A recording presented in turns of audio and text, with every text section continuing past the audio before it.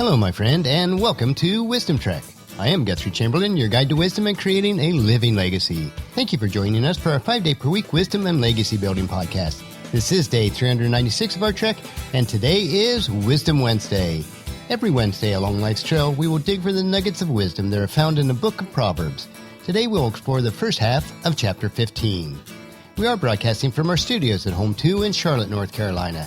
After a week in North Carolina, we are heading back to Marietta today, and we'll be staying there through Sunday evening to work with our clients and to celebrate our granddaughter Aurora's 5th birthday. Late Sunday, we will return for about 10 days before heading out to Arizona to invest some time with our friends and partners, the Meekums, on our construction project in Mesa, Arizona. This past Saturday, we did have a wonderful time with Joseph and Emily Diego, who are Chilimo's parents.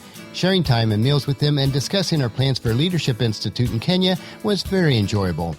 We hope to visit Kenya sometime within the next couple of years. Of course, the highlight of all of this was investing time with our mutual grandson, Caprono. To navigate all these future plans that God has for us, we'll certainly take wisdom and insight. And there is no better place in the world than to study the book of wisdom, which is Proverbs. On our trek for today, we will dig into the first 17 verses of chapter 15. And the title for today's trek is taken from verse number 1, which is, "A gentle answer deflects anger." So let's jump right in. Verse number 1, "A gentle answer deflects anger, but harsh words make tempers flare." There are many exhortations within Scripture about controlling your speech. One of the best ways to avoid or minimize a potential volatile situation is to respond with gentleness. It is very difficult for an argument to last when it is one-sided. The best way to respond is with a gentle answer, which will usually diffuse the situation. If you respond with harshness, then it will create an ugly situation where nothing is truly settled or accomplished. One commitment I made with Paula before we were married is that I would not argue with her, and that if we had any differences of opinion, we would work through them rationally and with prayer. And after nearly 37 years of marriage, I can testify that this practice has worked extremely well for us. Verse number 2, "The tongue of the wise makes knowledge appealing, but the mouth of fool belches out foolishness." It is so refreshing to be in the presence of a wise person. When they speak, it is usually very limited, but very insightful and powerful. Their speech is full of knowledge and without pretense. On the other hand, when you are in the company of a fool, it is evident that they are just spewing verbal garbage, and the time spent with them has little redeeming value. So choose wisdom over foolishness. Verse number 3, "The Lord is watching everywhere, keeping his eye on both the evil and the good." God knows all things, and he even understands the thoughts and intents of our minds. A person who believes that they can hide or get away with that which is contrary to God's precepts is only fooling themselves. We must be good and godly. Verse number 4, "Gentle words are a tree of life. A deceitful tongue crushes the spirit." Similar to verse 1, our speech should always be gentle and helpful. Then you will bring healing and hope to those who listen to those wise and gentle words. If you are hurtful or deceptive in your speech, you will end up hurting those who hear it, and it will bring damage to them. Another unfortunate result is that this will also hurt the person who speaks in this manner. Verse number 5, "Only a fool despises parents' disciplines. Whoever learns from correction is wise." A person who ignores or hates the discipline of their parents or any wise mentors is only hurting themselves and will continue to make foolish choices and decisions. Contrary to this is a person who welcomes and learns the wise correction and will, in turn, become wise. Verse number 6, "There is treasure in the house of the godly, but the earnings of the wicked brings trouble." If you do remain good and godly, your home will be filled with the riches and treasures that no money can buy.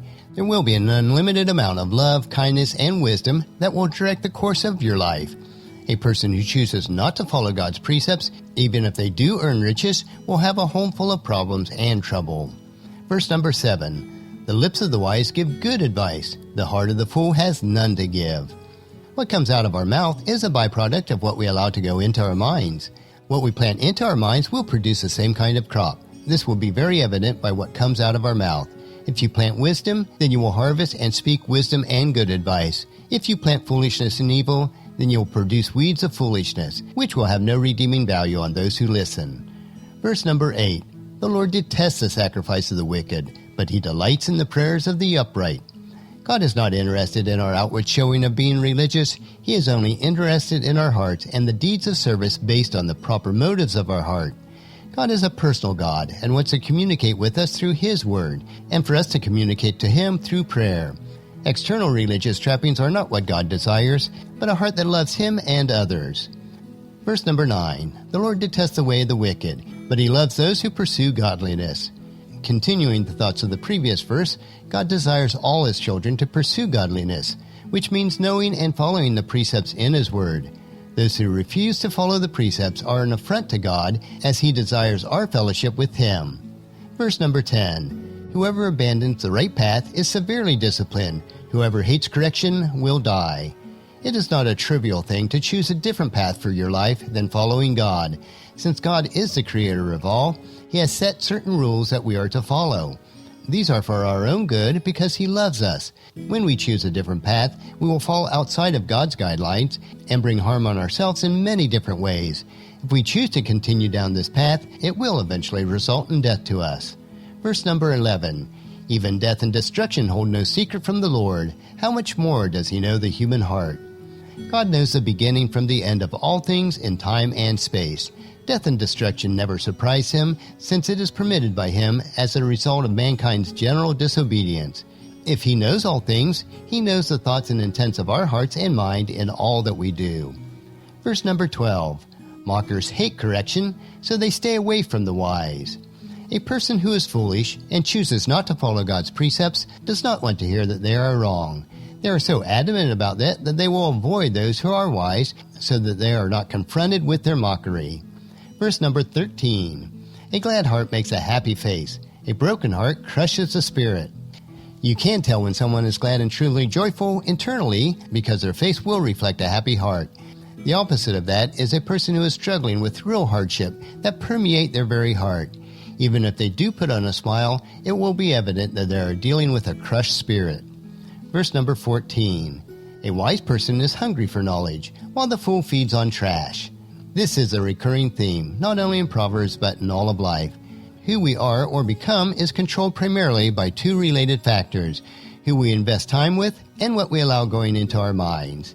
If you desire to be wise, you will invest time with wise people and absorb wise information. If you allow trash to fill your mind, then you will become more and more foolish. Verse number 15, for the despondent, every day brings trouble. For the happy heart, life is a continual feast. Now I refer to this as an Eeyore effect, taken from the Winnie the Pooh character. Unless there is a physical reason for it, most of the time despondency is controlled by what we allow entering into our minds. If you do get pulled into a mindset that is negative, then every day finds hardship and problems, because subconsciously you are looking for it and expecting life to be hard. If you do change your mind through the washing of God's Word on a daily basis, you will find that your heart begins to become joyful and happy. When this happens, then life will be much better, because that is what you are anticipating. Verse number 16, better to have little with the fear of the Lord than to have great treasure and inner turmoil. Wealth and material things never bring happiness or joy.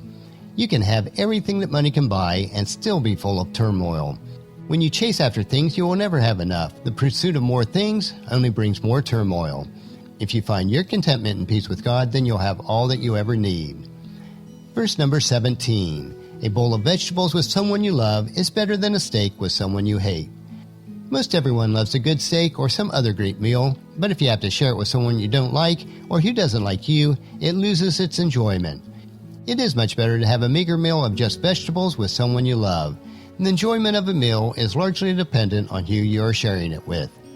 Today's trail is once again filled with so many nuggets of wisdom. We learn the importance of using gentle words when speaking to others.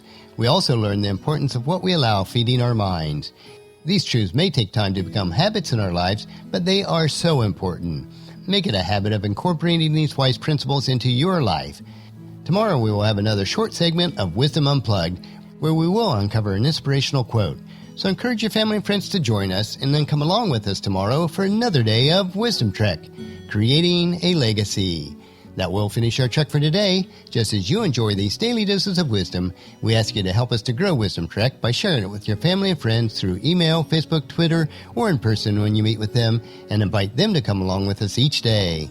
If you'd like to listen to any of the past daily treks, they are available at wisdom-trek.com. And don't forget to subscribe to Wisdom Trek so that each day's trek is downloaded to you automatically. The journal for today's trek is available at wisdom-trek.com.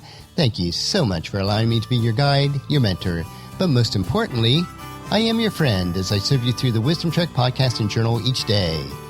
And as we take this trek of life together, let us always live abundantly, love unconditionally, listen intentionally, learn continuously, lend to others generously, lead with integrity, and leave a living legacy each day. This is Guthrie Chamberlain reminding you to keep moving forward, enjoy your journey, and then create a great day every day. See you tomorrow.